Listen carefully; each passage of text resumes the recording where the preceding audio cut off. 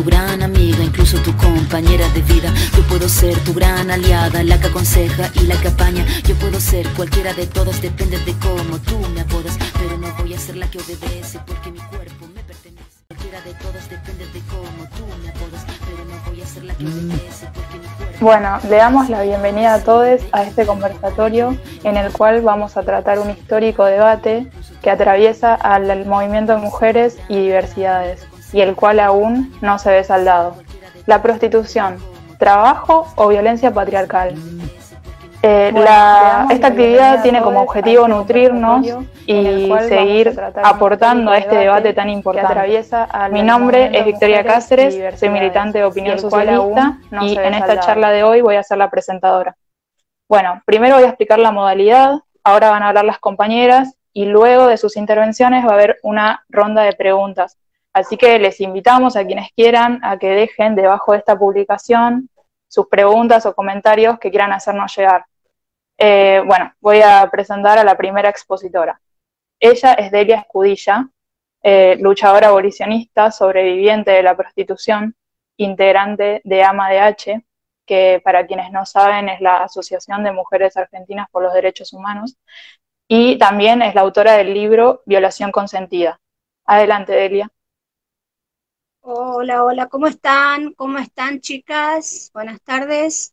Un gusto en este momento estar con Opinión Socialista, una organización nueva.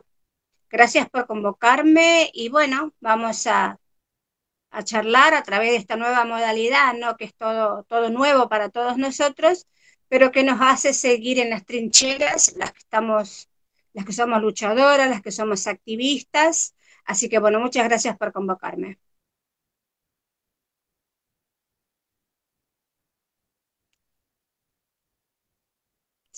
¿Sigo? Sí, por favor, Delia, es tu turno para tu intervención como a vos te parezca. Bueno, ¿qué tal? Bueno, mi nombre es, como dijo la compañera Delia Escudilla, soy superviviente y combatiente del sistema prostituyente. Ya a esta altura de los años y de mi activismo, ya no quiero llamarme más víctima, porque ya no quiero esto de víctima como que nos revictimiza todo el tiempo, y hoy, como estoy afirmada en el abolicionismo y en el feminismo, ya no quiero considerarme más una víctima, sino más bien una combatiente de lo que es el sistema prostibulario, la industria sexual y todo lo que conlleva a este debate larguísimo, que muchas ya lo tenemos en claro, que es la prostitución, ¿no?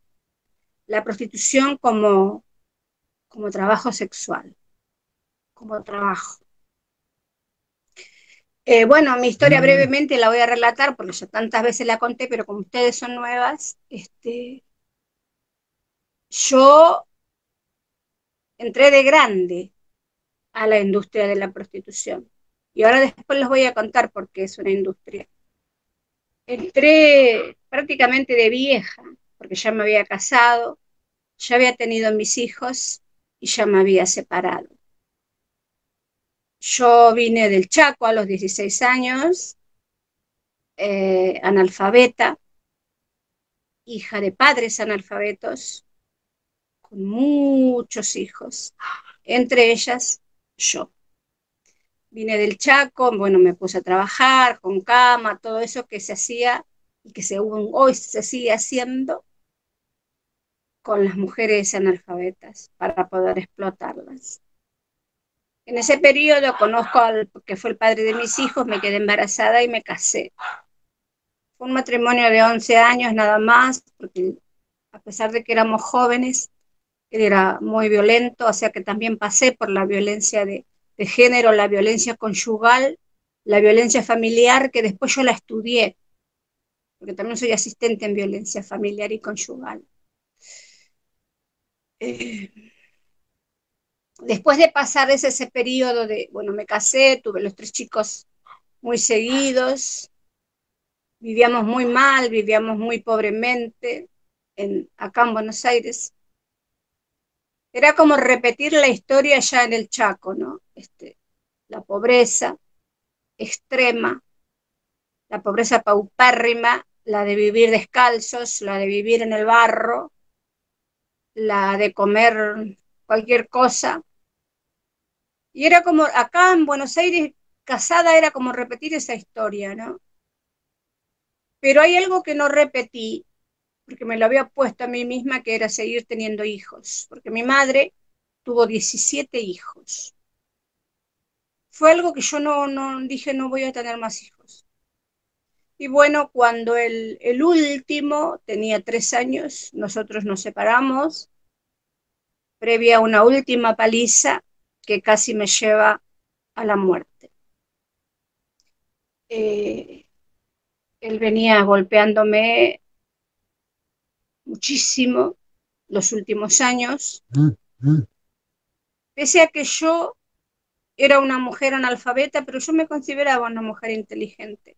Pero yo estaba dentro del círculo de la violencia, que están la mayoría de las mujeres que sufren violencia de género, y no podía salir. Hasta que hace 26 años atrás, Fabricio, mi hijo, tenía 4 años, los otros también eran chiquitos, me dio la última paliza con 3 costillas fisuradas, un intento de ahorcamiento, y bueno, mis vecinos vinieron y me salvaron, ¿no? Y ahí yo tomé coraje, ese coraje que a muchas mujeres les cuesta, y me fui a denunciarlo. Era una Navidad.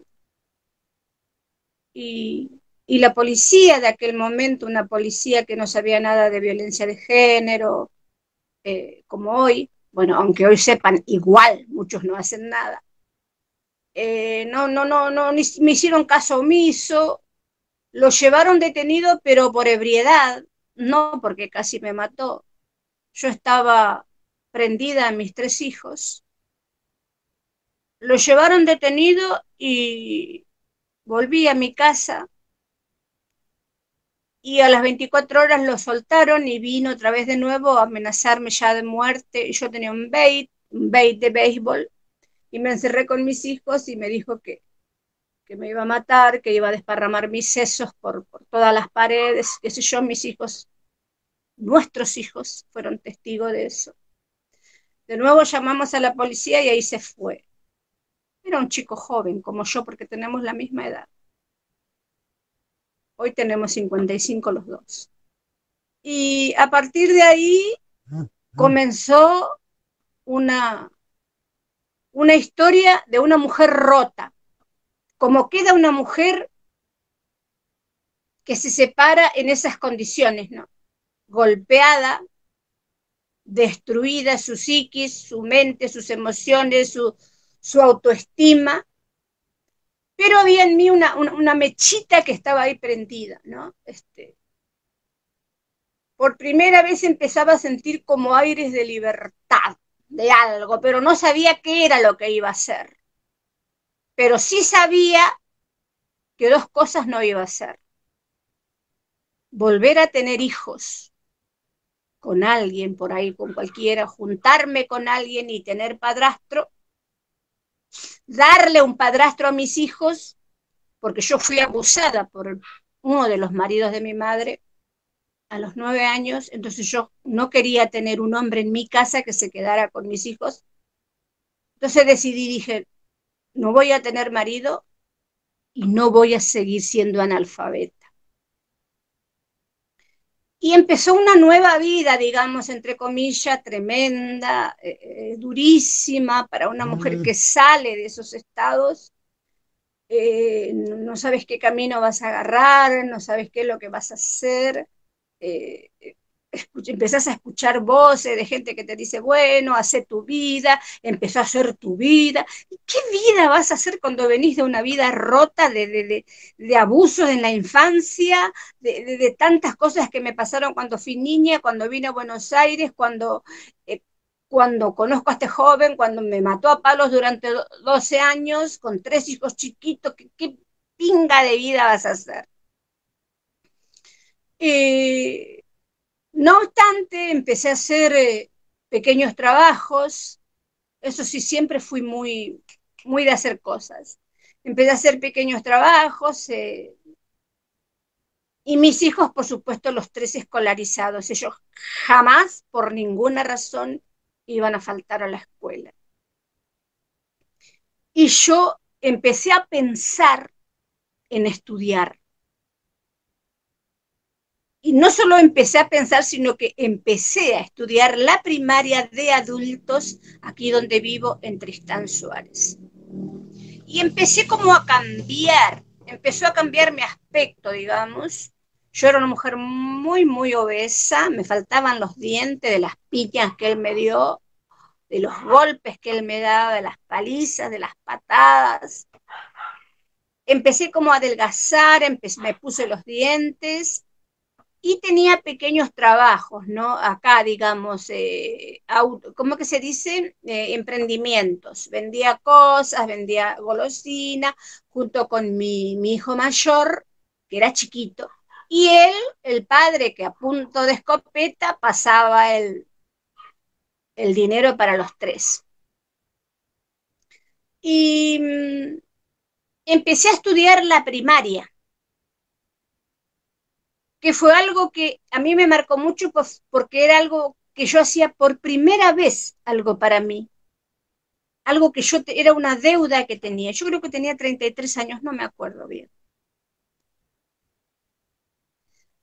Y hice la primaria en un solo año, porque la primaria de adultos es por niveles, ¿verdad? Tremenda, unas calificaciones, todavía guardo las calificaciones de mi docente, de mi director, la verdad que fue buenísimo.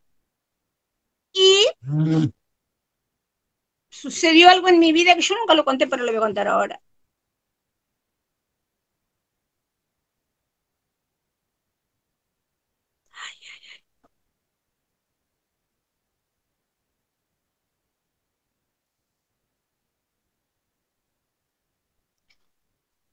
Conozco, me hacen conocer a un hombre porque me decían, te tenés que hacer tu vida, mira qué linda que estás, mira esto, mira lo otro. Conozco a un hombre y me quedo embarazada.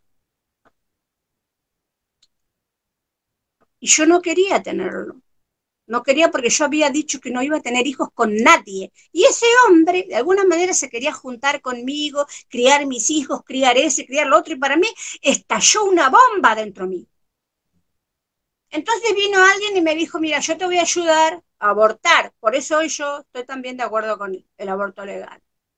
Me hicieron un montón de cosas, me pusieron cosas que no vale la pena ahora empezar a enumerar, sino que fue algo clandestino. Empezaron unos dolores horribles, unos dolores tremendos, un sangrado. Me fui al hospital porque me asusté. La doctora me dijo, te hiciste un aborto, hija de puta. Cada fin de semana vienen acá a parar tengo que hacer 10, 20 legrados por fin de semana. Ponle una inyección y que se vaya a la casa, le dijo la enfermera, ¿no? Y yo le dije, no, porque no quiero esto, no quiero. Y yo lloraba, porque realmente... Ahí podés continuar con lo que estabas diciendo. Bueno, se produjo el aborto. En las peores condiciones, como imaginarán. Y ahí hubo otro cambio en mi vida. Dije, yo no quiero esto para mi vida. Yo no quiero y no quiero. Bueno, y se terminó todo con ese hombre, seguí luchando, seguí haciendo cositas para mí, para mis hijos, y estudiar, y estudiar, y estudiar.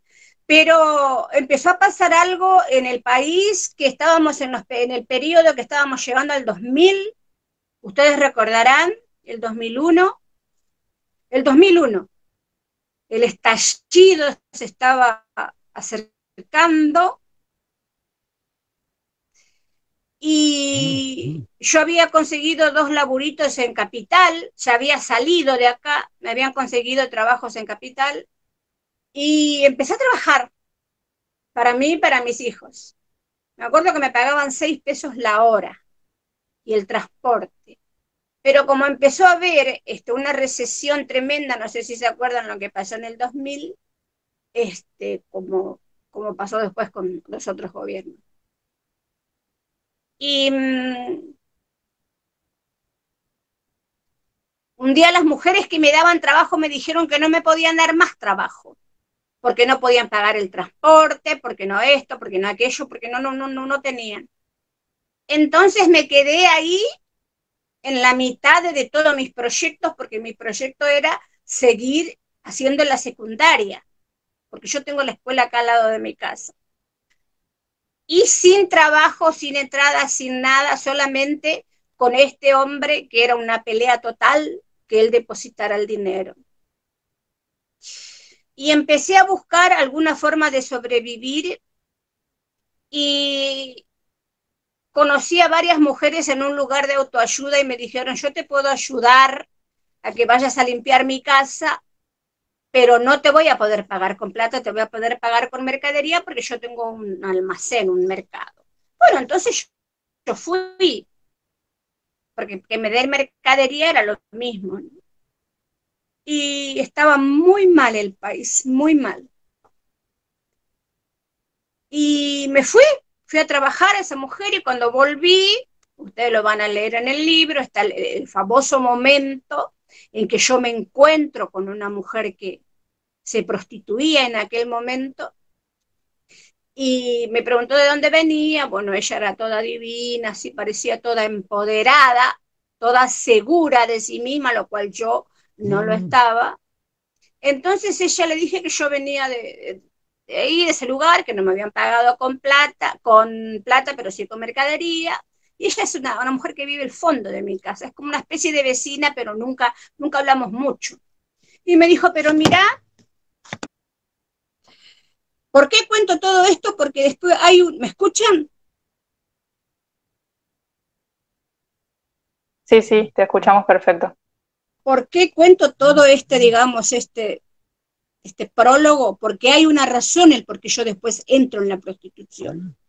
Esta mujer me dice que mira si ella trabajaría para alguien limpiándole la mugre teniendo la concha. Esa famosa frase que siempre la digo en los lugares donde voy, ¿no? Mirá, dice, si yo voy a limpiar teniendo la cajeta. Si vos tenés la cajeta, que es la tarjeta de crédito. Mira, me dice, yo soy trola. Oh.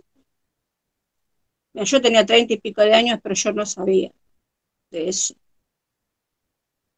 O nunca lo indagué, nunca, qué sé yo.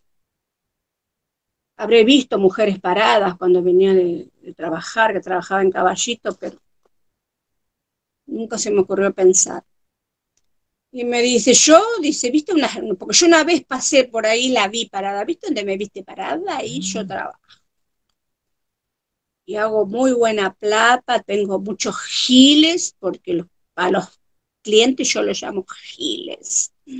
No, le digo, yo soy muy grande para eso. Pero no, me dice, si hay giles para todas.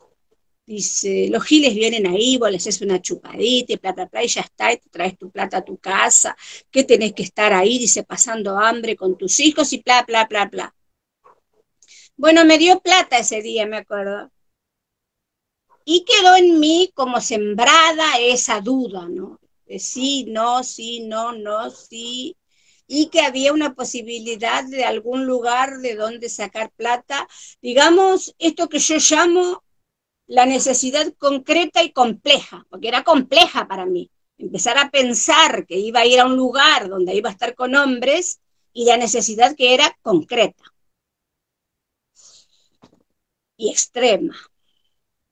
Y bueno, pasaron unas semanas, la necesidad seguía. Delia, fíjate si no estás tapando el micrófono porque se te escucha un poco bajo. Ahí, probá. Probá a decir algo a ver si te escuchamos bien. ¿Hola? Sí, ahí está, perfecto. Continúa. Las necesidades seguían y a mi hija se le había roto la zapatilla, ¿no? Que fue una cosa emblemática para que a mí me decidiera a ir con esa mujer. Le pedí al padre, el padre no pudo, la maestra le trajo las zapatillas, Entonces yo dije, algo tengo que hacer, tengo que salir de acá. Y fui a buscar a esa mujer y le dije, yo voy a ir contigo. Y ahí fue que yo ingresé en el mundo prostibulario de la puta esquina. Si bien a mí no me llevó ningún fiolo, ningún amante, ningún machito, ningún marido, nadie físico, no me obligó como fueron obligadas las mujeres de allí, que las he visto después. No me llevó alguien físico, pero me llevó una necesidad que es mucho más fuerte todavía que un tipo te obligue, aunque debe ser terrible que alguien te obligue. A mí nunca me obligó un hombre. Pero me obligó una necesidad en ese momento donde hay una necesidad concreta, compleja de comer, de que tus hijos coman. Por eso yo las entiendo a mis compañeras pobres. Por eso yo milito para mis compañeras pobres. Y fui. Y estuve en la misma esquina durante los 8 años. ¿Y qué pasó en todo ese tiempo? Muchísimas cosas. Fui pasando por muchos estadios, como seguramente muchas mujeres pasan. A mí no me pasó lo que dice Amar, ni que fui cuidada, ni que tuve que elegir, que se eligen los clientes, que se goza, que se tienen orgasmos, y los giles. A mí lo que me pasó fue violencia por mi cuerpo, fue violación. Fue violencia, fue maltrato, fueron humillaciones, fueron cosas que yo no quería que me hicieran. Pero a la vez estaba la necesidad, y después detrás de la necesidad viene algo que se llama la naturalización de esa violencia. Por eso muchas mujeres se quedan años, toda una vida, hasta que se mueren. Porque se naturaliza tanto esa violencia en sus agujeros, en sus orificios, y después no logran hacer nada con eso. Por eso creen que solamente sirven para putas. Lo he escuchado de muchas compañeras. Yo solamente sirvo para puta. ¿Qué quiere que estudie? ¿Qué quiere que haga? Si yo sirvo para puta, yo soy puta, puta nací y puta me voy a morir. Después, a los 3 años más o menos de estar ya en la esquina, de haberme afianzado ahí en ese lugar, yo empecé la secundaria, por supuesto, al año nomás de estar ahí. La carrera de la secundaria eran de 3 años.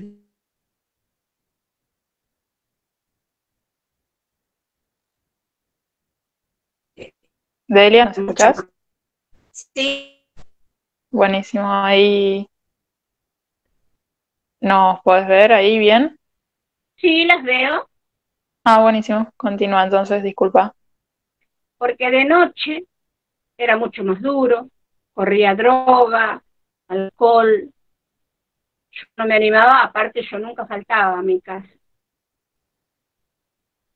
Pero de las violencias nunca las pude evitar. Vinieron 5 muchachos, ¿sí? ¿Me escuchan? Sí, muy bien ahora.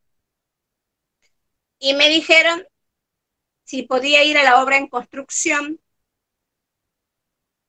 que ellos me iban a pagar, que solo querían sacarse la calentura. Y yo fui con los 5, uno por uno. ¿Y saben cómo queda el cuerpo de una mujer prostituida parada?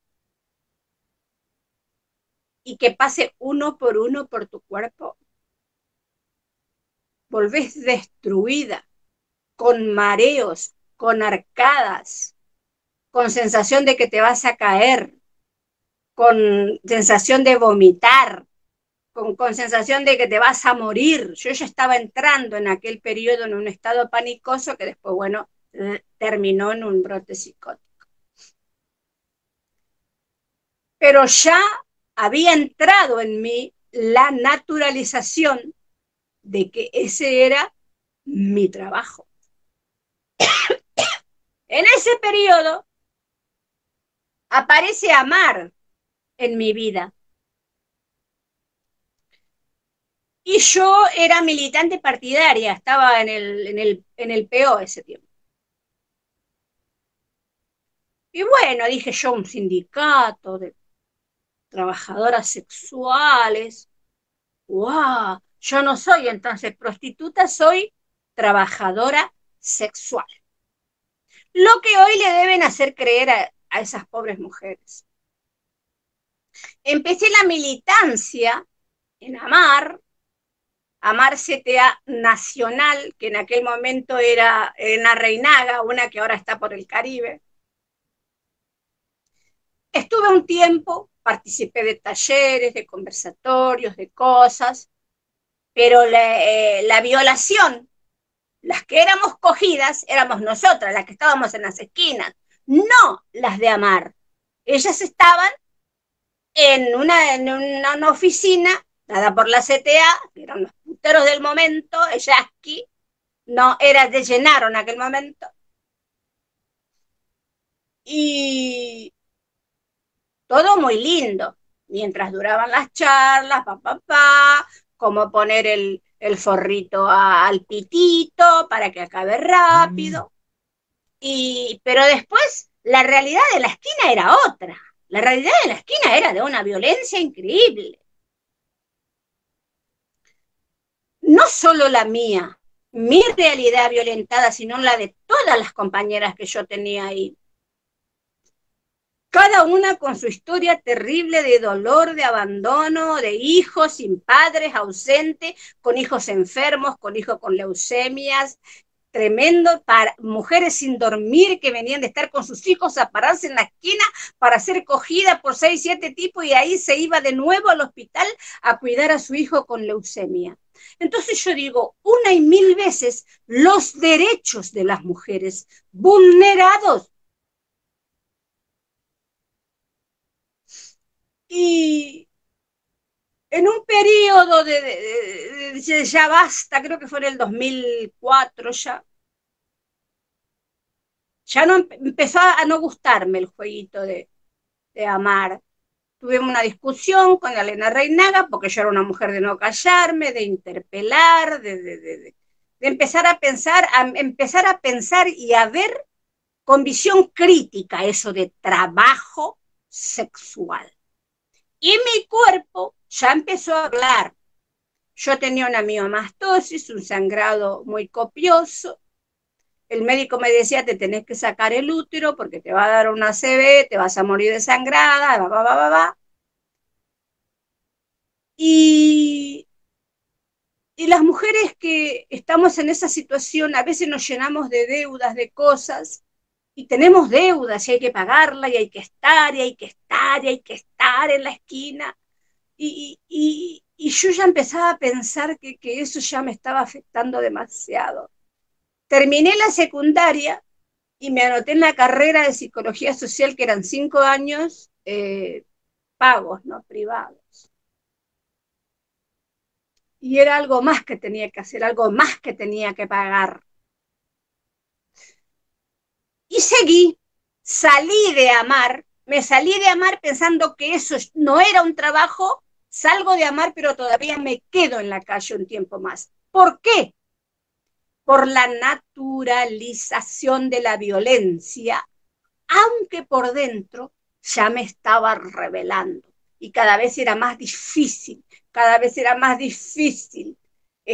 contenerte ahí con el putero y hacer carita de boba y sonreírle y hacerle jueguitos y hacerle todos los que los tipos te piden. No es verdad eso de que vos entrás y vos ponés los puntos. ¡Mentira! Una vez que vos vas con el putero adentro de la habitación y el tipo te paga, él ya es dueño de tu cuerpo y de tus decisiones. ¿Por qué? Porque hay una simetría de poder. Él tiene el dinero y vos tenés la necesidad. Entonces va a hacer uso y abuso de tu cuerpo. Por eso yo la llamo una violación.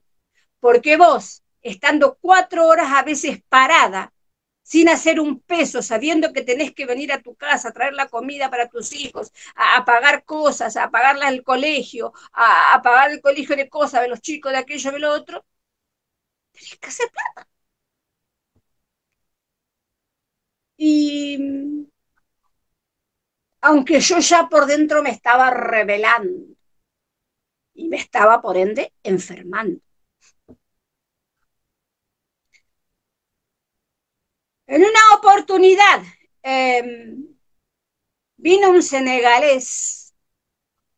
Vieron que recién en aquellos años irrumpen los senegaleses en Argentina. Y se le rompió el forro. Me fui al hospital del Ramos Mejía, me atendieron como una violación, era una violación. Me pusieron cosas y me curaron y qué sé yo. Me sentí tan mal, pero tan mal, chicas, tan mal, tan mal. Tan nada, tan violada, tan usada, tan un objeto. Y empecé a pensar y a mirar con una visión crítica de que eso jamás puede ser un trabajo. Creo que una de las cosas que me ayudó a pensar de esa manera fue el estudiar. Porque mis compañeras, lamentablemente la mayoría eran analfabetas. Muchas eran de Paraguay. Ustedes saben que en Paraguay tienen un índice muy alto de analfabetismo, que son enviadas a trabajar a Buenos Aires, en la Argentina. La mayoría eran también de provincias. Nos peleábamos entre nosotras. Se enojaban conmigo porque yo estudiaba. Me acuerdo una vez una jujeña, algo así, me dijo, te hace la linda porque trabajás y sos una chupapija igual que, porque estudiás y sos una chupapija igual que nosotras. En aquel momento yo no la pude entender, pero con los años pude entender que ella no era mi enemiga. El enemigo nuestro enemigo de aquel momento y el de hoy sigue siendo el sistema prostituyente y el sistema patriarcal.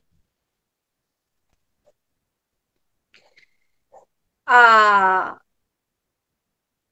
los 3 años después, a mí me da el brote psicótico. Ya me habían extirpado el útero, ya me habían sacado todo, me había quedado vacía, me faltaban partes de mi cuerpo, me había recontramedicado, me había vuelto adicta a cualquier tipo de medicamentos que calmara los dolores físicos. Empezamos con ibuprofeno, digo empezamos porque todo lo que yo tomaban las chicas también. Empezamos con ibuprofeno y después terminábamos inyectándonos cualquier cosa, corticoides fuertísimos para parar los dolores lumbares de columna, los dolores cuando ellas estaban menstruando. Durante el periodo de la menstruación también se trabajaba o te violaban, porque existía el tema de la esponja, que la esponja era introducida bien adentro de la vagina, que absorbía el sangrado, y de esa manera los hombres podrían hacer igual uso de tu cuerpo, de tus agujeros, sin que se dieran cuenta de que vos estabas menstruando, que estabas dolorida, que estabas inflamada, que te dolía todo, que te dolía la cabeza, que no querías estar ahí, pero estabas. Y cuando me dio el brote psicótico, yo estaba a punto ya de terminar la carrera de psicología social. Para mí y para los médicos que me atendieron, fue un montón, mucha información en mi cabeza, ¿no? De repente estar en ese submundo, que era un campo de concentración, como dice Sonia Sánchez, a cielo abierto, que sí lo es un campo de concentración a cielo abierto porque pasa de todo. Pasan historias de vida completas, de violencia, de aborto, de malos tratos, de golpes, de niñas que están violando contra las paredes y vos no podés hacer nada porque vos también sos parte de eso.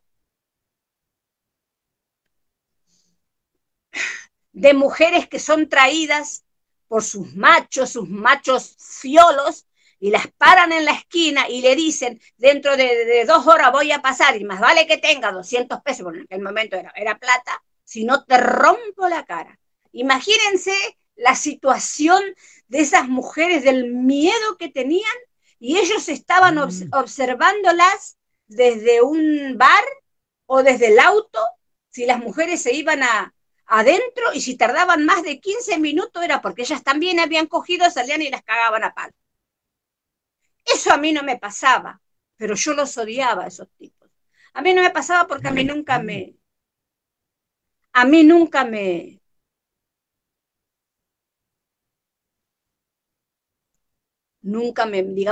tuvo ningún tipo. Si bien muchos quisieron ser bifiolos, me dijeron si querían que me cuiden, yo le dije que no, que yo tenía marido, y me dijeron, mentira, vos siempre venís sola y te vas a estudiar, no sé, que llevas papeles, porque están hombres ahí agazapados para vivir del coño de las mujeres, como dice un cineasta. Y cuando terminó todo, terminó con un brote psicótico, pero yo ya tenía la decisión de irme de ahí. No sabía lo que iba a hacer. En ese periodo yo había estudiado muchos cursos. Hice el curso de acompañamiento terapéutico a nivel internacional en la Cruz Roja. Y había hecho muchos otros cursos, y bueno, mi cabeza estalló. Y fui a parar al hospital Argerich con un brote psicótico, angustia, pánico, deseos de morir, todo lo que le agarra a una mujer en ese estado. Y decidieron internarme por el estado en el que estaba en ese momento. Habían buscado un hospicio en La Plata, que creo que es el peor, el Melchor Romero o algo así. Pero apareció alguien, porque en mi vida siempre aparece alguien en los peores momentos. Yo sé que mucha gente no cree, pero yo sí creo en las cosas sobrenaturales. Apareció la psicóloga Susana Garay, que está en el libro, que ella me dijo, venga a charlar conmigo. Me hizo un café, me dio un cigarrillo y me dijo, yo no voy a permitir que a usted la internen.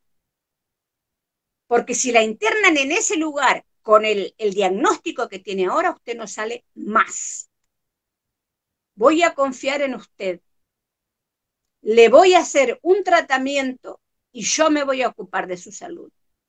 Va a venir a verme una vez por semana, le voy a dar un tratamiento específico, lo va a hacer tal cual yo se lo digo. Y no va, y si usted decidió, yo decía, no quiero volver a ese lugar, no quiero volver a ese lugar, no quiero volver, no quiero. Entonces ella me dijo, bueno, no vuelva. Quédese en su casa, con sus hijos. Y así fue que salí de la puta esquina casi 8 años después. Con una psiquis destruida, un cuerpo destruido, un cuerpo vaciado y una vida destruida. Hice lo que ella me dijo. 8 meses después comenzaron a sacarme la gran batería de medicación y hoy tengo una pequeña medicación de sostén y de estabilización nada más. Encontré trabajo de acompañante terapéutico y, como les digo, alguien sobrenatural me puso de prueba. Porque si yo en un momento llegué a ser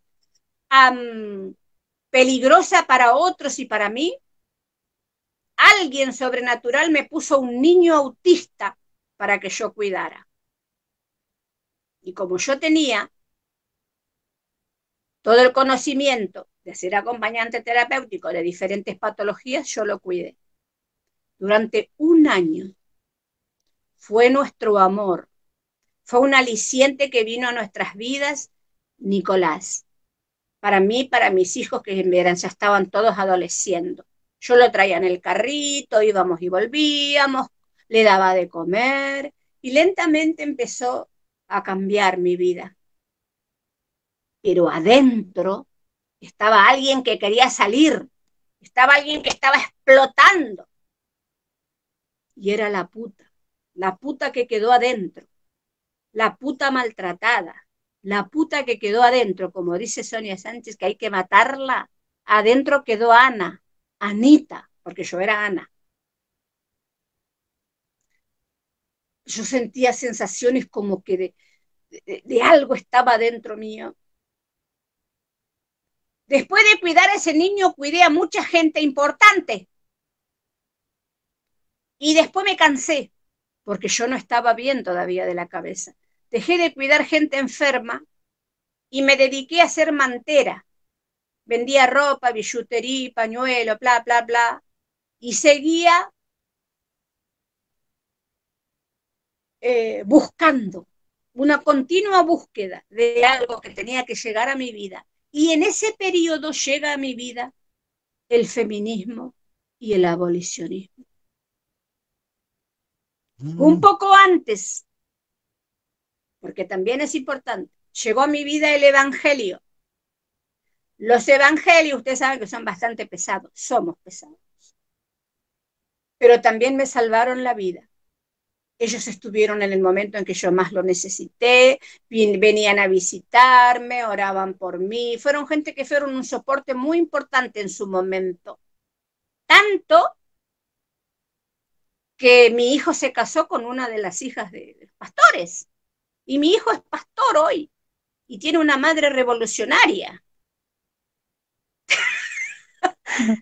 Tengo un hijo pastor, una nuera pastora.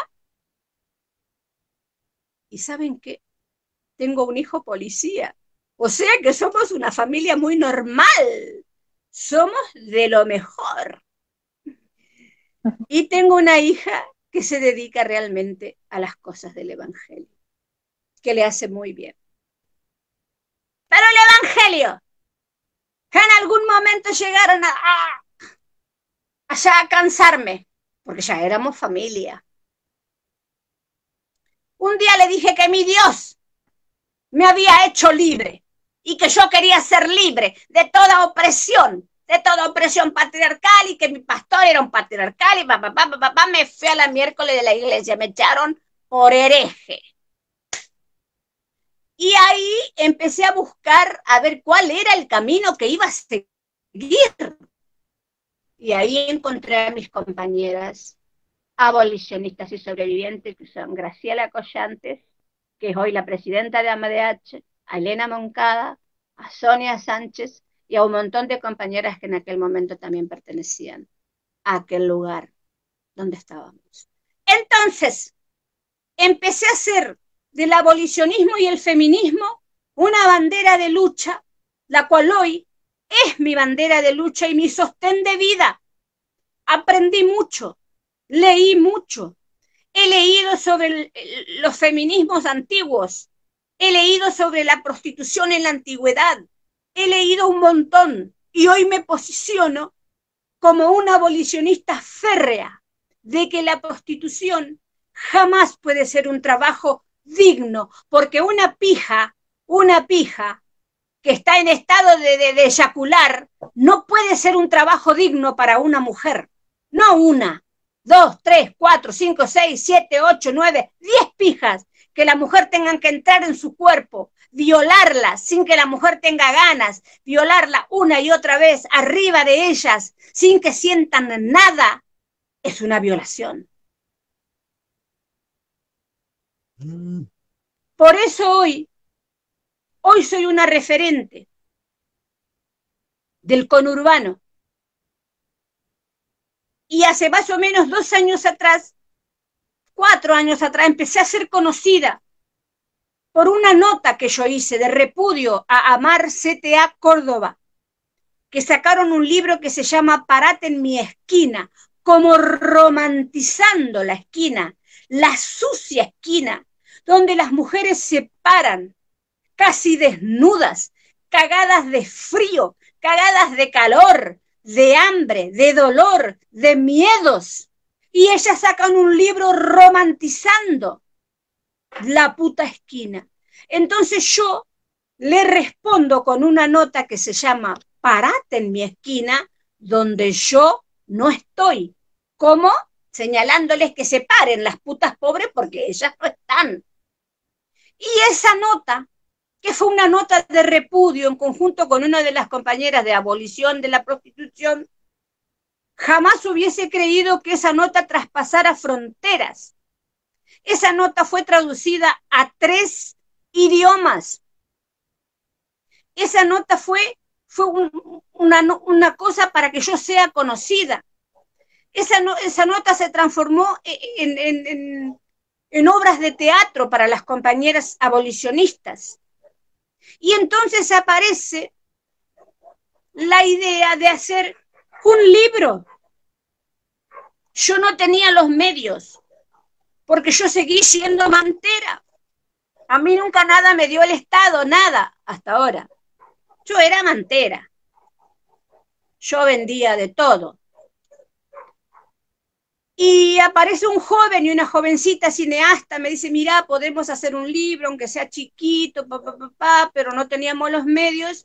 Entonces aparece una organización feminista militante, que es 13 Rosas, Razón y Revolución, y ellos me ofrecen costearme los libros, y fue así que nació mi libro, con un título totalmente que interpela, que deja al que mira este título sin palabras: Violación consentida. La prostitución sin maquillaje, una autobiografía. ¿Y por qué una autobiografía y no solamente hablar de la prostitución? Sino porque quería narrar cómo el sistema fabrica las putas pobres, desde su más tierna infancia, desde la pobreza, desde el abandono, desde el analfabetismo, que es un crimen social y una deuda que tienen todos los estados con las mujeres. Porque sin saber leer, ni escribir, ni pensar, ni haber leído, no se puede tomar decisiones sanas. No se puede tener visiones críticas. Por eso yo siempre le digo a las chicas, a las mujeres, que estudien, que lean, que abran los libros, que eso le va a dar una visión mucho más amplia. Y un día, en febrero del 2018, aparece Violación consentida. Para mí era como tocar el cielo con las manos. Y apareció el libro y hubo una explosión de algo que yo ni siquiera me lo esperaba. Recorrí casi todo el país con violación consentida. He conocido mujeres en congresos internacionales como el de Villa Langostura que me decían, ¿sabes? Yo no sabía ni qué era la palabra abolicionismo, no sabía de qué se trataba, y con lágrimas en los ojos me decía, vos me viniste a sacar una venda de los ojos porque yo no sabía, pensé que la prostitución era buena.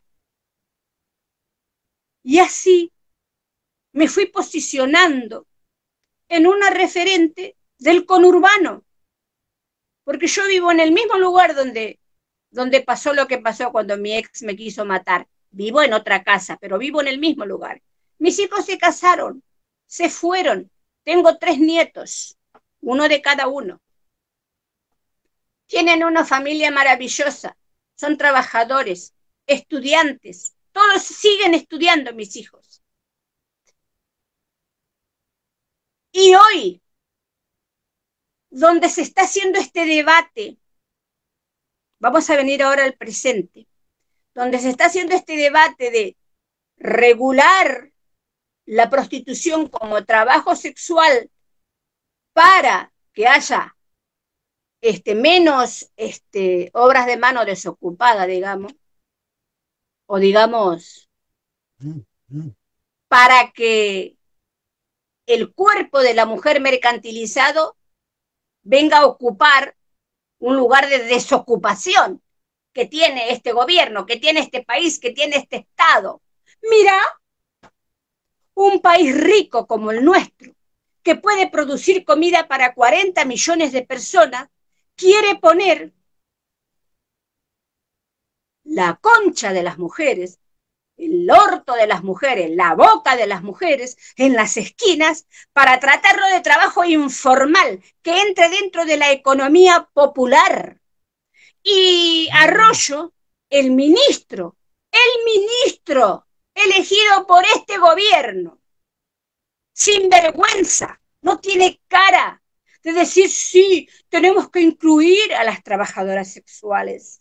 Pero venía a escuchar a una puta pobre de Matanza, venía a escuchar a una puta pobre de Quilmes, venía a escuchar a una puta pobre de Varela, venía a escuchar a una puta pobre del Chaco, de Misiones, de Santiago del Estero, de Formosa, a ver si van a querer ser incluidas en trabajo informal para poner la concha.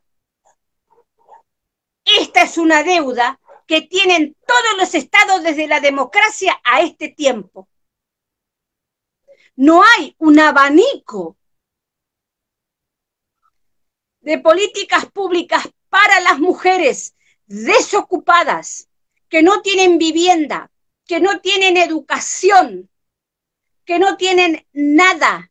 Entonces, bueno, se nos va a ocurrir un trabajo informal, vamos a cubrir 60.000 puestos de trabajo, como dijo Orellano la otra vez, de putas. Vamos a poner 60, ¿saben lo que es eso? 60.000 puestos de trabajo con el cuerpo de las putas. Mientras yo, como dice Orellano, está en su oficina, calentita o refrigerada, mientras las putas pobres están poniendo el culo. Entonces ahí aparece la economía informal, que no va a aparecer, porque no se lo vamos a permitir, porque la prostitución no es trabajo. La prostitución es violencia sistematizada sobre los cuerpos en necesidad. La prostitución es asimetría de poder de los machos que pueden pagar, así sea el más pobre, así sea el más desgraciado, porque pueden haber puteros que vienen en auto, empresarios y toda la historia, que te llevan a hoteles lindos y que se hacen los lindos y que te ponen la plata, y así venga un changarín con su mochila, también te usa. También, porque es él el que paga. Todo aquel que paga tiene derecho sobre tu cuerpo. Y cuando Orellano habla de la autonomía, Orellano, Rayo, Silvestri, toda esa manga de locas, cuando hablan de la autonomía, ¿qué autonomía me hablas? Si cuando vos entras adentro de una habitación y el putero cierra la puerta y te pasa la plata y te dice, bueno, desnudate, petiza,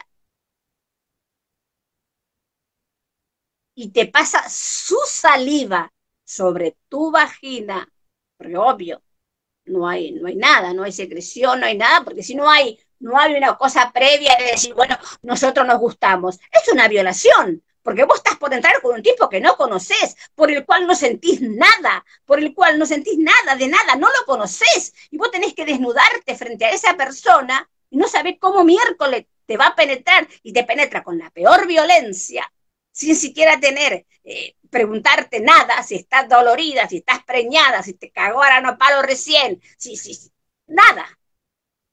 Entonces una violencia sistematizada jamás podría entrar dentro del trabajo informal. Y mucho menos en este país, donde hay tratados internacionales que dice que Argentina es abolicionista.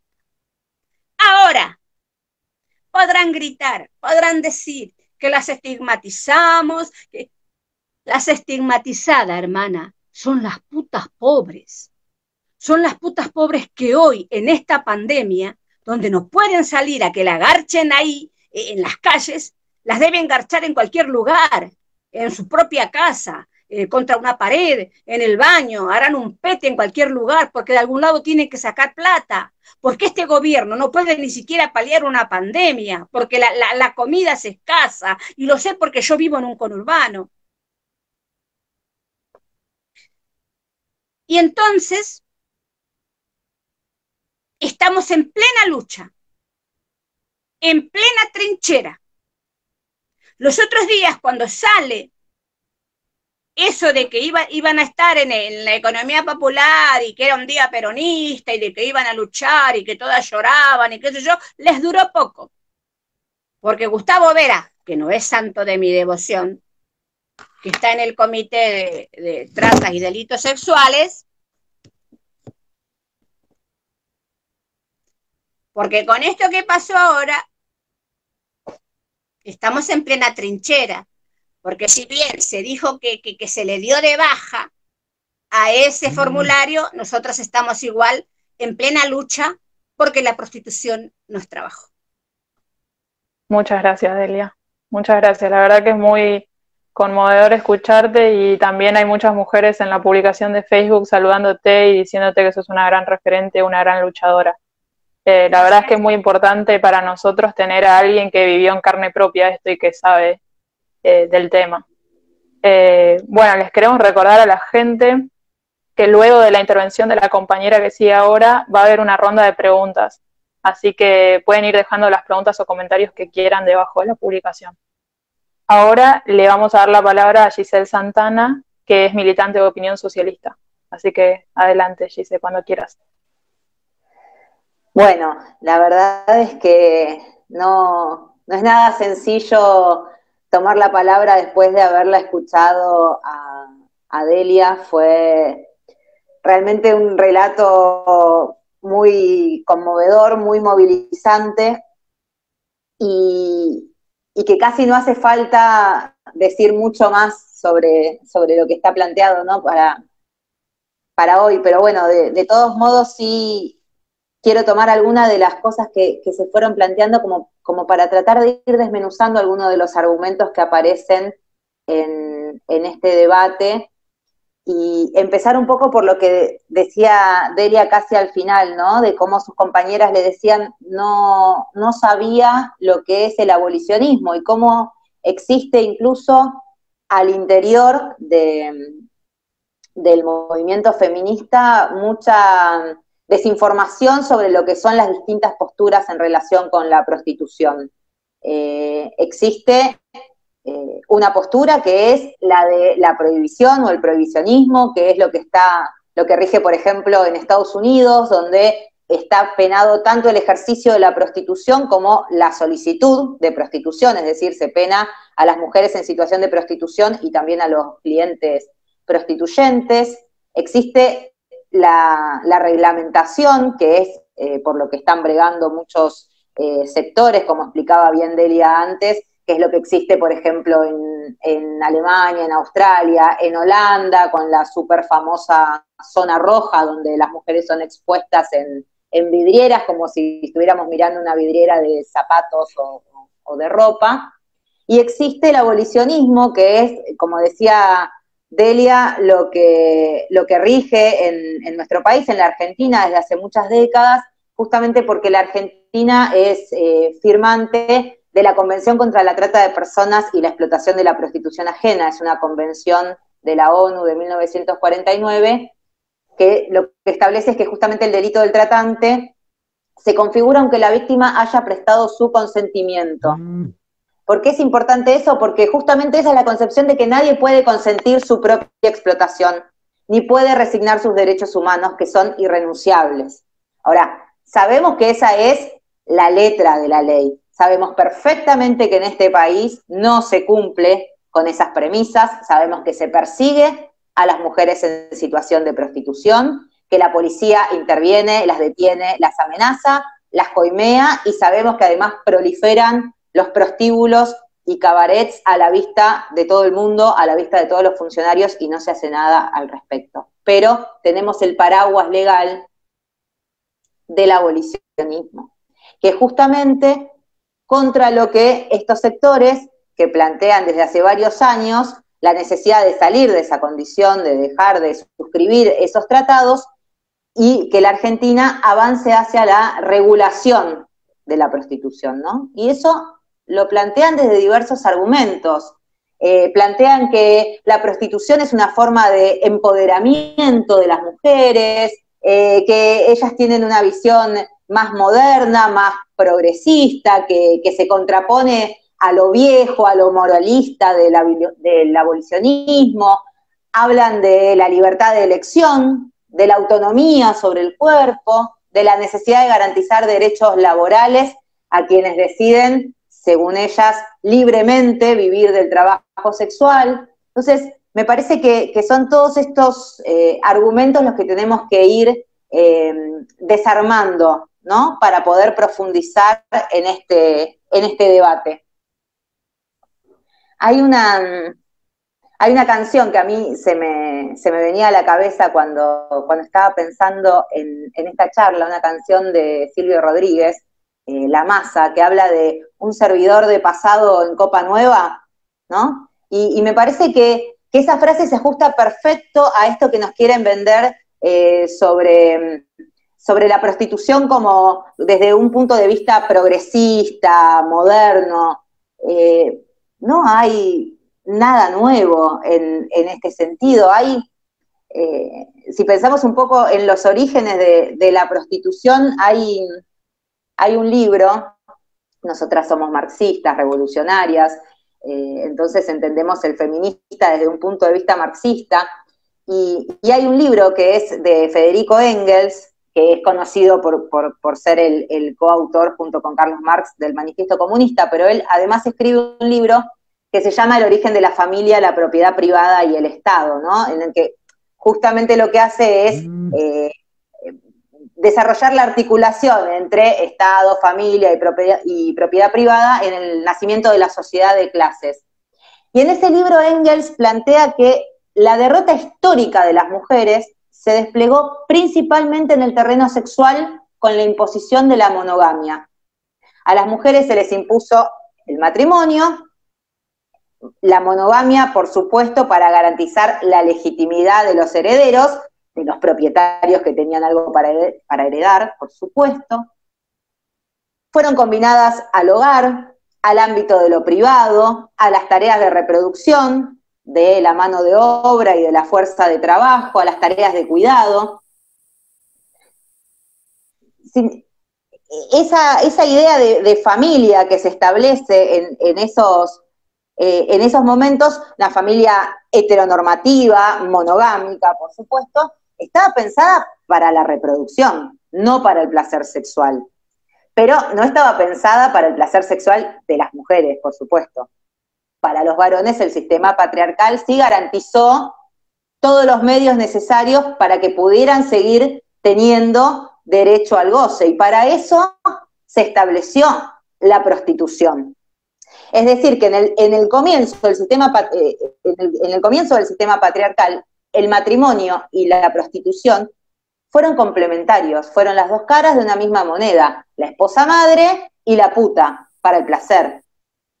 A los varones se les reservó el ámbito público, a las mujeres se las confinó en lo privado, excepto a las prostitutas.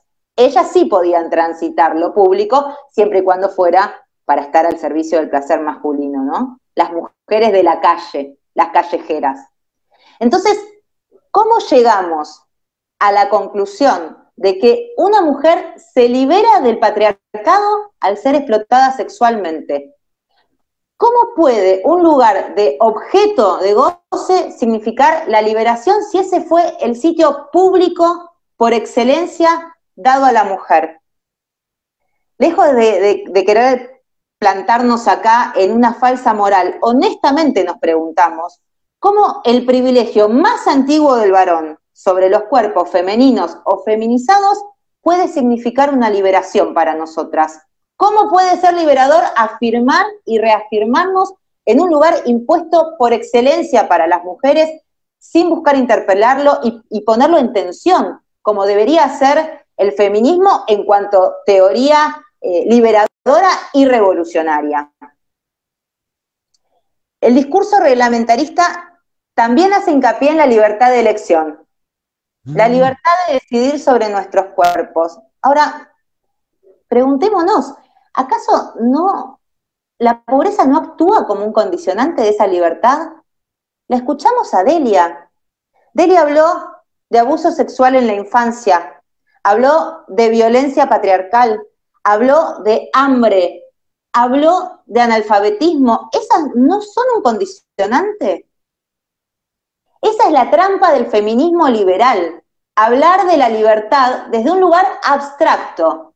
La libertad no como el acceso material a los derechos, sino como una concepción personal, no como un concepto político, sino como un sentimiento, sentirse libre para decidir.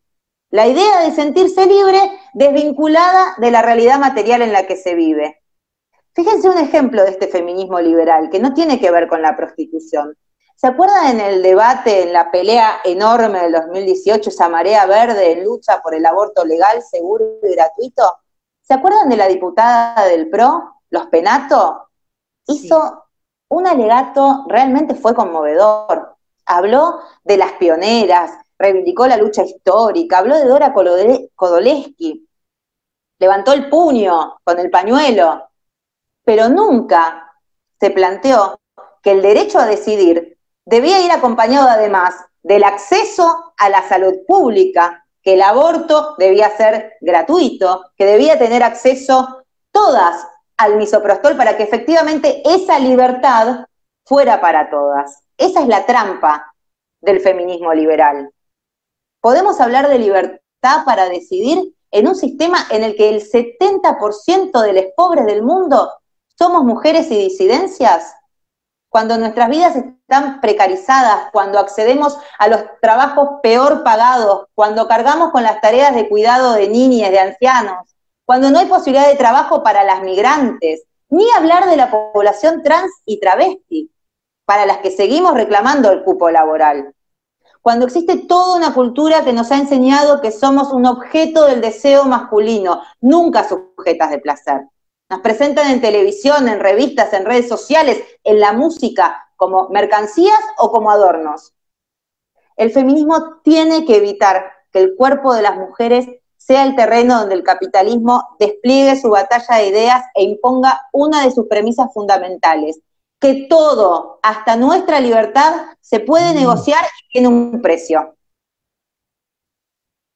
Hay otro argumento muy extendido, en este último tiempo sobre todo, que es que en todos los trabajos hay explotación, que en todos los trabajos ponemos el cuerpo si limpiamos pisos, ponemos el cuerpo si atendemos un negocio, en todos los trabajos nos explotan. Yo creo que después de haber escuchado el relato de Delia, es bastante difícil sostener que es un trabajo como cualquier otro. Pensemos que cuando una trabajadora vende su fuerza de trabajo en términos marxistas, el cuerpo sigue siendo percibido y utilizado por ella como parte de su persona, y lo que ofrece es un producto de su trabajo. Y estamos entendiendo el cuerpo como un todo, cuerpo y mente, lo que nos constituye con su identidad y libertad. Pero en la prostitución es el cuerpo la materia prima para la realización de un acto que se desarrolla enteramente para el placer de quien consume a esa mujer, a esa trans, esa travesti. Hay ahí una disociación total entre la mente y lo que el cuerpo siente, que puede dejar, lo que decía Delia, profundas heridas en la subjetividad. Hay una alienación del derecho al goce.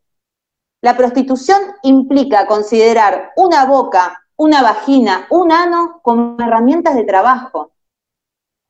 Diana Zacayán decía, cuando hablaba de su experiencia en la prostitución, en la calle, en alguna esquina de La Matanza, esa puta esquina de la que nos hablaba Delia, decía que no había ART ni obra social capaz de cubrir lo que ella había tenido que vivir ahí, cuando te quedás sola con el cliente prostituyente, entre las cuatro paredes, debajo de un puente o contra alguna pared. Parte del planteo reglamentarista nos cuestiona por qué nosotras presuponemos que una mujer no puede sentir placer en prostituirse. Y la verdad es que nosotras no queremos discutir o imponer lo que cada mujer debe sentir, pero me parece que la propuesta de fondo es que naturalicemos y hasta disfrutemos ser convertidas en un objeto por la mirada masculina. ¿Acaso no consideramos violencia simbólica? Incluso logramos que se legisle contra ella a la cosificación de los cuerpos de las mujeres en los medios de comunicación, pero nos tiene que parecer deseable y placentera cuando esa cosificación se realiza en la prostitución, etcétera. Requisitos legales para la habilitación como trabajadora sexual, que implica inscribirse en un registro único, tramitar un carné habilitante, registrar un domicilio particular, realizarse controles médicos periódicos, el test de HIV, tienen que aplicarse vacunas contra la hepatitis, contra el HPV. Ahora, ¿qué va a pasar con la autonomía de las que no quieran o no puedan registrarse o tramitar la habilitación? ¿Qué van a hacer con esas mujeres? ¿Esas sí van a ser perseguidas, multadas, detenidas cuando les pidan el carné o la libreta sanitaria y no lo tengan? ¿Cómo se puede conjugar, por ejemplo, la idea de un domicilio particular donde supuestamente, autónomamente, las mujeres ejercerían el trabajo sexual con las inspecciones que la propia letra de la ley redactada por AMAR habilita a realizar a la autoridad de aplicación cuando lo desee? ¿Qué pasa con las garantías que protegen a la vivienda particular? Por ejemplo, el hecho de que no pueden entrar a tu casa sin una orden judicial. La vivienda de esas mujeres, que seguramente en muchísimos casos comparten con sus hijos, sus hijas, ¿van a poder ser allanadas en cualquier momento? Si van a ser inspeccionadas por la autoridad laboral, entonces ya estaría cambiando su carácter de domicilio particular a una habilitación como domicilio comercial. Y entonces ahí aparece de nuevo, como aparece en todo el espíritu de la ley, un tufillo, una sombra de los prostíbulos y los cabarets. Los controles sanitarios que se exigen en la ley son solo para las mujeres en situación de prostitución. Tienen que probarle al cliente prostituyente que están sanas. ¿Pero alguien le va a pedir la libreta sanitaria al cliente? ¿Va a tener que testearse cada 6 meses para probar que no tiene HIV cuando quiera sacarse el forro por unos pesos más o por la fuerza? ¿La salud de quién están cuidando en esos proyectos de reglamentación? Sobre los derechos, los supuestos derechos laborales, no aparece absolutamente nada concreto en estos proyectos de ley. Son todas expresiones generales sobre el derecho a sindicalizarse, sobre el derecho a un ambiente laboral libre de violencia, a la seguridad social, pero ni una palabra de cómo concretarlos, como si se deja muy claro al respecto de todas las obligaciones que habría que cumplir para registrarse. En definitiva, con la reglamentación, las víctimas de la explotación sexual se convierten en trabajadoras, los proxenetas en empresarios, y se reafirma el mensaje social de que es legítimo y legal el uso comercial del cuerpo de las mujeres trans y travestis. Por último, el reglamentarismo insiste mucho con desvincular la trata de mujeres, niñas y niños de la prostitución, como si se tratara de cuestiones absolutamente diferentes, sin ninguna relación. Pero lo cierto es que el 90% de los casos de trata y tráfico de personas son de niñas, niños y mujeres para ser prostituidas. Miren este dato, a mí me resultó realmente muy impactante. Durante 4 siglos, 11 millones de personas fueron traficadas desde África para el sistema esclavista, en la época de la esclavitud. Pero en una sola década, del 90 al 2000, más de 30 millones de mujeres, niños y niñas fueron traficadas en el sudeste asiático para su explotación sexual. 30 millones. Y eso no mejoró en los países donde la prostitución se reglamentó, como Holanda, Alemania o Australia. Al contrario, allí la trata de personas se cuadruplicó, porque el negocio de la prostitución, que dicho sea de paso es el segundo más rentable del mundo, necesita constantemente de nuevos cuerpos para seguir explotando. Por todo esto es que creemos que la prostitución debe ser abolida y no reglamentada. Nosotras sabemos que es un objetivo de largo plazo, ya que para terminar definitivamente con el sistema prostituyente habría que terminar con el capitalismo y con el patriarcado, y para eso hay que construir un partido revolucionario y hacer la revolución, ni más ni menos. Menuda tarea que nos estoy dando, ¿no? Pero qué diferentes podrían ser las cosas ahora mismo, si desde el feminismo no malgastáramos nuestra potencia en debatir cómo mejor sostener esta institución del patriarcado, sino que uniéramos nuestra fuerza en pos de exigir al Estado que garantice trabajo y salarios dignos para todas, acceso a la educación, a la vivienda. Si con la fuerza y la unidad con que construimos la marea verde, con que dijimos ni una menos para combatir la violencia machista, peleáramos por descolonizar nuestro deseo, por construir una sociedad donde todas tengamos todo, el derecho al placer, el derecho al goce, la libertad, sin tener que renunciar a ellos en pos de la supervivencia. Por esa sociedad, compañeras, sí que vale la pena organizarse y luchar. Gracias, Delia. Gracias a todas. Muchas gracias, Giselle, por tu intervención, muy clara. Bueno, si les parece a ambas, vamos a ir con la ronda de preguntas. Algunas creo que ya fueron contestadas en parte, así que voy a ir con las más específicas. Por ejemplo, a ver. Cuando dicen que las que la pasan mal son las putas pobres, ¿está dando a entender que las mujeres afiliadas a AMAR no son pobres? Creo que es más para Delia, ¿no? Esta pregunta. Sí, son pobres. Delia, cuando quieras. Sí, son pobres. Ok. ¿Qué saben de Débora Dayach, la antropóloga que apoya a las mujeres de AMAR? ¿Por qué creen que las apoya el movimiento de antropólogas feministas? Yo arriesgo una respuesta.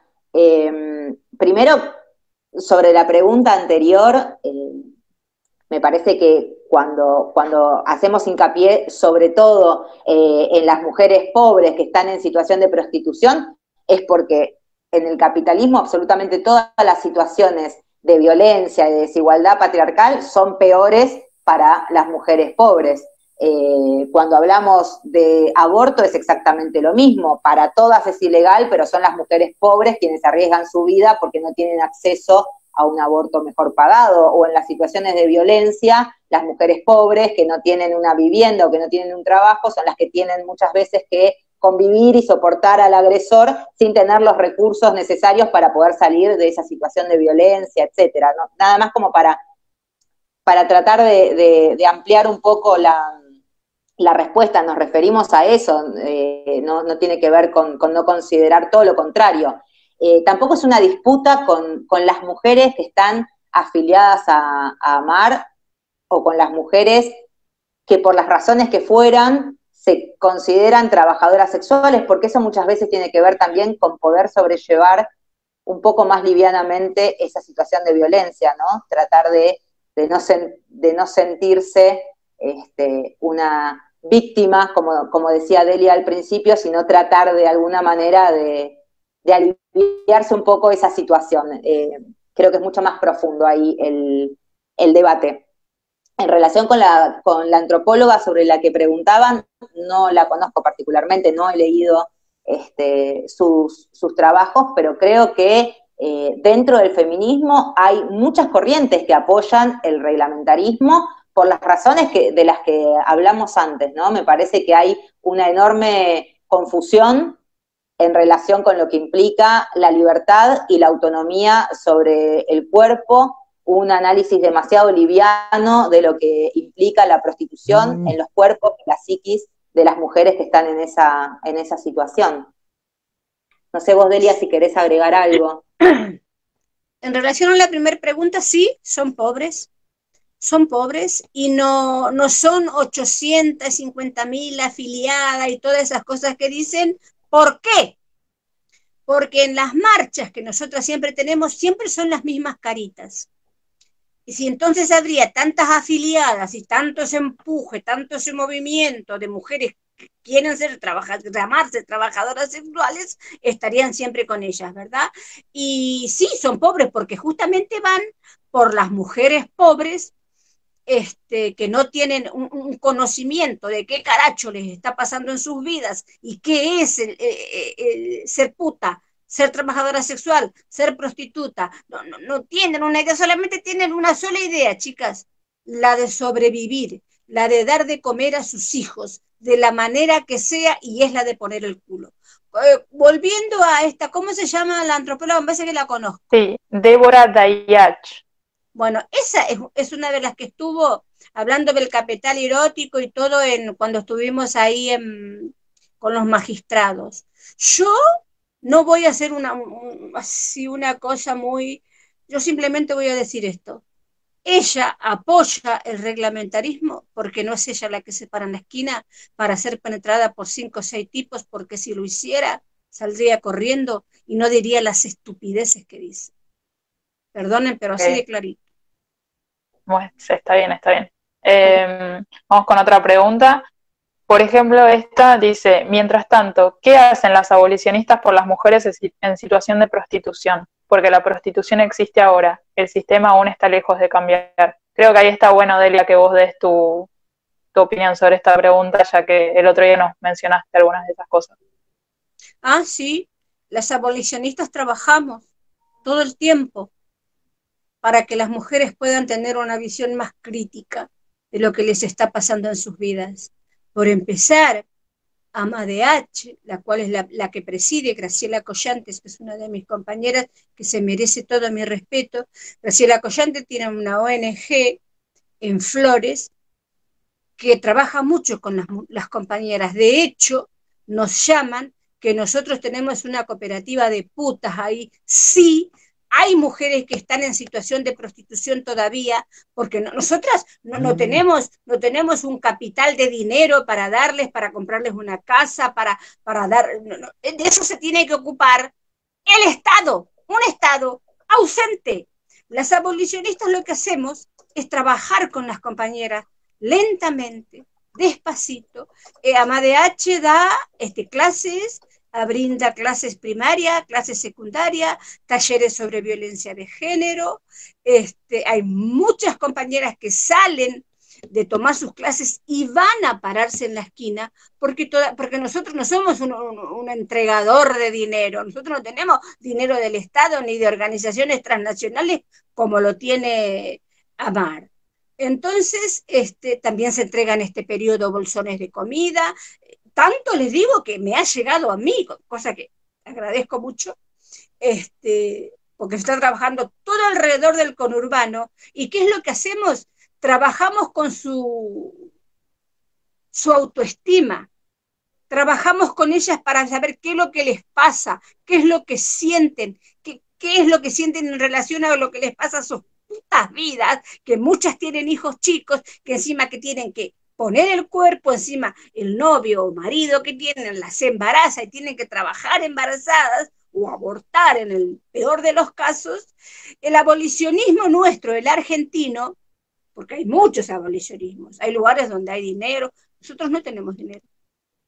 Estamos luchando todo el tiempo sobre políticas públicas para las mujeres prostituidas, que se entiende, trabajo genuino, educación, vivienda digna y tenerlas en cuenta como mujeres en situación de vulnerabilidad. Y después está que como nosotros no somos prohibicionistas, el hecho de dejar la prostitución, de dejar de una vez, es una decisión absolutamente personal, pero tiene que haber una motivación, tienen que tener una seguridad de un Estado que las va a contener. Que bueno, esa es nuestra lucha continua dentro de AMADH. Muy bien. ¿Vos, Giselle, querés agregar algo? No, simplemente mencionar también hay otra experiencia más desde la población travesti trans, que es la cooperativa textil Nadia Echazú, que impulsó Luana Berkins, que tiene que ver justamente con pelear para salir de la situación de prostitución y para tener herramientas para mejorar las condiciones de vida de las personas que están en esa situación, ¿no? Me parece que hay quizás como un argumento muy de, bueno, pero esto es lo que hay, entonces hagamos lo mejor con lo que hay, muy del cortoplacismo, y me parece que una cosa no se contrapone con la otra. Se puede trabajar en el corto plazo, en el ahora, para tratar de mejorar las condiciones de vida de las mujeres trans, travestis que están en situación de prostitución, pero eso no implica para nada considerar que la prostitución es un trabajo deseable y que por lo tanto tiene que ser reglamentado como cualquier otro. Son dos cosas diferentes.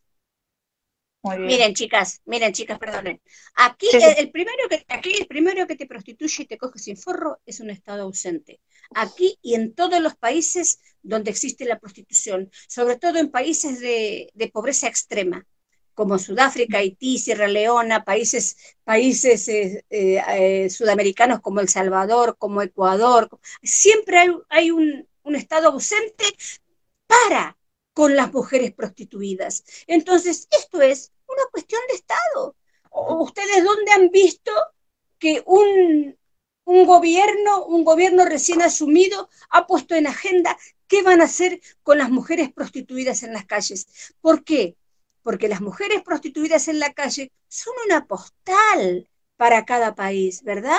Porque no existe una mujer parada con polleritas cortas ofreciendo sus encantos, pero no es así. Detrás de esa pollerita corta ofreciendo sus encantos hay una historia de vida de mierda, hay una historia de vida terrible que la mujer ya no sabe qué hacer, terminan en loqueros, empastilladas, terminan con cáncer, porque las enfermedades que dejan, las secuelas que dejan, que no hablé de eso, son terribles, terminan vaciadas como yo, terminamos sin poder sociabilizar con el otro, terminamos con un montón de cosas. Entonces los gobiernos, es como dice Bolsonaro, no, ma, es una gripeciña, dijo por el COVID. Entonces sabemos que uno de los países donde más se consume prostitución en Latinoamérica es Brasil.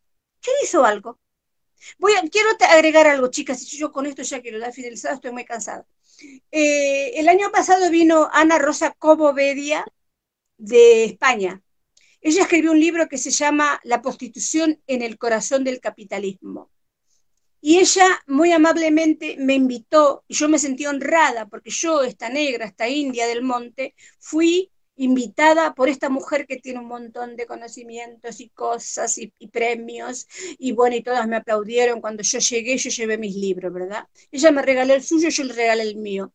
En la ponencia habló de cosas tremendas. Ella tuvo que meterse en los lugares más horribles donde prostituían a las mujeres para escribir ese libro. Ella contaba esto. Y díganme si no hay un lobby proxeneta, un lobby que trafica con los cuerpos de las mujeres y las niñas. Ella hablaba del Salvador. Dice que El Salvador, las mujeres quieren huir del Salvador, porque hay una pobreza terrible, no hay para comer. Entonces quieren cruzar a los Estados Unidos huyendo con sus hijas y sus hijos. Entonces hay unos paramilitares ya en la frontera con Estados Unidos que las detienen. ¿Y saben lo que hacen?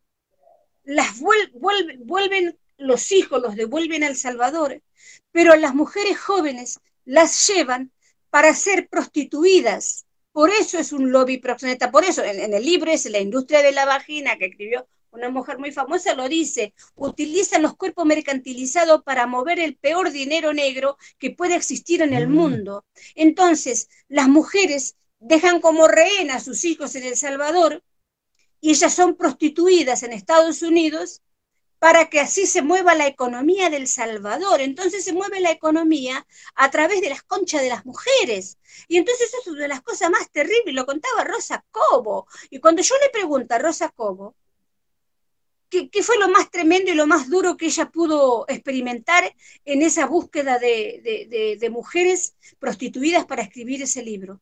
y me dijo, fueron las mujeres que están en la calle, porque por lo menos las que están en los socioprostíbulos están por lo menos cubiertas de un techo. Si bien son prostituidas y golpeadas y violadas 20.000 veces, tremendo, son lo más terrible que pude ver son las mujeres que están en la calle semidesnudas ofreciendo sus encantos y están, porque ellas todas tienen fiolo, están sus fiolos observándolo de sus hermosos autos, están calentitos, están refrigerados, mientras que las mujeres tienen que salir en esos autos a hacer petes o hacer lo que sea y volver al rato porque sus puteros las están esperando. Díganme si eso podemos considerar un trabajo formal en cualquier país del mundo, no estemos hablando solamente de Argentina. Cuando Rosa Cobo dijo eso, la verdad que yo que he pasado, que no hay nada que me asombre, me he quedado tremendamente impactada con eso que contó Rosa Cobo Bedia.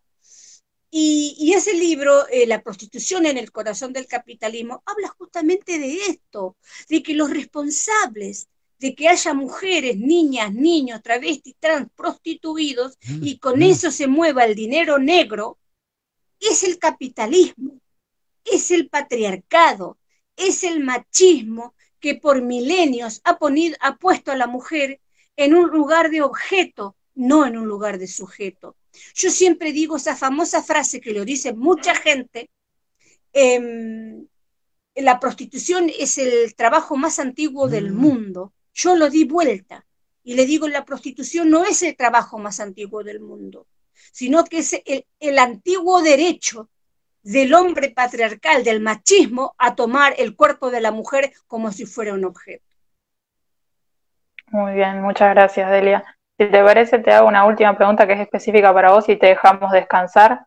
La puedes responder brevemente si querés. Que alguien preguntó, Delia, ¿conoció a alguna mujer que se haya prostituido por voluntad propia?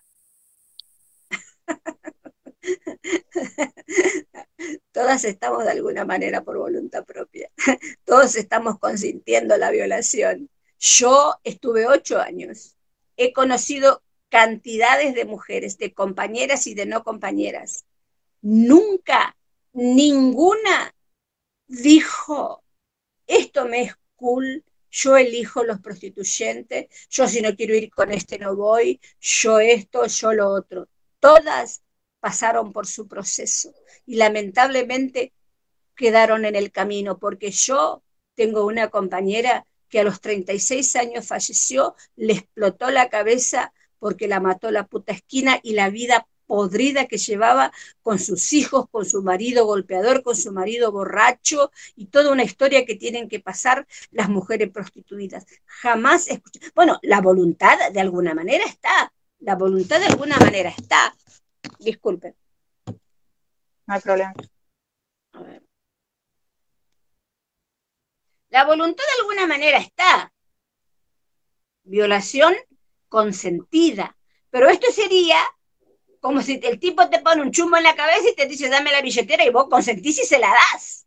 Por una necesidad, porque el tipo te va a matar. En este caso, la violación consentida está consentida por una necesidad concreta, compleja y extrema que hay que seguir dando pelea. Este libro interpela por su título y por todo lo que hay adentro, porque más allá de ser la historia de una sobreviviente, es la historia de muchas, de miles, de millones de mujeres pobres que en algún momento de su vida se han volcado a esta práctica, muchas veces sin poder salir, y les que las han llevado a la muerte. Muy bien, muchas gracias, Delia. Perdón, sí. Vicky, quiero decir algo antes de que Delia se vaya a descansar. Se vaya, ok. Que sin duda lo necesita, y porque fue muy intenso todo lo que nos contó, me imagino, ¿no? Lo que implica emocionalmente. Nosotros no tuvimos la posibilidad de leer todavía el libro de Delia, pero ya compramos algunos ejemplares porque queremos seguir profundizando en todo su relato, y quería decirles también para las compañeras, los compañeros, les compañeres que están viendo esta charla, que vamos a tener algunos ejemplares del libro disponibles, y que si nos piden no tenemos problema en ir a buscar otros para ayudar a difundir el libro de Delia, que nos parece fundamental. Así que nada, decir eso antes de que Delia se se fuera, impulsar y promover que compremos el libro, que sin duda va a aportar mucho a este debate. Definitivamente. Sí, lo que yo también quiero decir que aquel que obtenga mi material no es solamente el libro de una mujer que pasó por la prostitución, por la pobreza, que fue pobre, que estuvo descalza, que tuvo que comer alimañas, que fue violada, que fue abusada, que fue golpeada por su marido. Más allá de esa historia, este es un libro, un material de lucha para todas las generaciones, para las generaciones venideras, para las jovencitas, para los jovencitos, porque yo he vendido libros a muchachos que después me han escrito y me dijo, ¿sabes? Ya no puedo mirarlas a las mujeres de la esquina como las miraba antes después de leer tu libro. Ahora las puedo ver de otra manera. Y las jovencitas, yo hago hincapié en la jovencita porque nosotros somos viejas, ya pasamos por eso. Esto que dejamos es un legado para las jovencitas que vienen y para ese atropello que viene del reglamentarismo y sus lenguas voraces, para que las chicas del futuro se conviertan en prostitutas. Es un material para que lo puedan usar en educación sexual integral, es un material que lo puedan usar para debatir en política, es para todo. Así que, y también pueden, en este periodo de pandemia, ayudar económicamente. Claro. Claramente. Bueno, Delia, muchas gracias por estar hoy con nosotros. La verdad es que es muy valioso tenerte acá en este espacio y ayudar también a despejar las dudas que tiene la gente, ¿no?, sobre este tema que es tan importante hoy y que atraviesa el feminismo históricamente. Así que muchas gracias y esperamos que puedas ahora descansar un poco. Un abrazo revolucionario. Lo mismo decimos. Abrazo grande, compañera. Un abrazo revolucionario y la revolución se sigue construyendo. Eso. Claramente. Muy bien. Muchas gracias. Dale, ¿qué me piden? Que no me vaya. Bueno. No, a mí. A Giselle, claro. Bueno, a mí. ¿Yo me puedo ir? Sí, te liberamos, Delia. Más que permitido. Chau, chau. Bueno, ahora vamos a seguir con una última pregunta para Giselle, así luego damos el cierre, si les parece. Que sea fácil, que la haya estudiado. No, es una pregunta que se repitió un par de veces, así que se ve que hay interés ahí. Okay. El RENATEP es una herramienta que les permitiría acceder a programas de empleo, seguridad social, capacitación, obra social y bancarización. ¿Por qué no lo apoyan? Disculpen, pero no lo comprendo. Bueno, claro, planteado en esos términos somos gente muy mala, pero realmente, a ver, todo eso se puede hacer para las mujeres que están en situación de prostitución, es decir, ofrecer planes de capacitación, de empleo, acceso al crédito, a vivienda, etcétera, sin necesidad de dar por tierra con décadas de una concepción abolicionista del Estado argentino, metiendo entre gallos y medianoches la concepción de trabajo sexual como parte de la economía popular. Nosotras, por supuesto, no solamente queremos, exigimos al Estado, sí, dale. sobre todo en esta situación de pandemia, donde las mujeres en situación de prostitución están desesperadas por no tener recursos para poder subsistir, le exigimos al Estado que provea todo esto, capacitación, recursos, subsidios, créditos, empleo, etcétera, pero no a costa de meter por la ventana el concepto de que la prostitución es un trabajo que debe ser reglamentado. Esa es la discusión. Buenísimo. Bueno, muchas gracias, Giselle, por ser tan clara con tu respuesta. Bueno, le podemos dar un cierre entonces a esta actividad. La verdad es que nuestro objetivo era poder seguir aportando, ¿no?, a este debate que se da hoy en día y que viene desde hace mucho tiempo. Les queremos agradecer a todos por haber estado del otro lado de la pantalla, por haber hecho sus preguntas y comentarios. Y bueno, vamos a seguir llevando a cabo actividades, ya que este es un debate súper importante que podríamos discutir largamente, pero siempre de manera sorora, sin caer en reduccionismos y sin seguir aportando a la división del movimiento feminista. Muchas gracias. Gracias.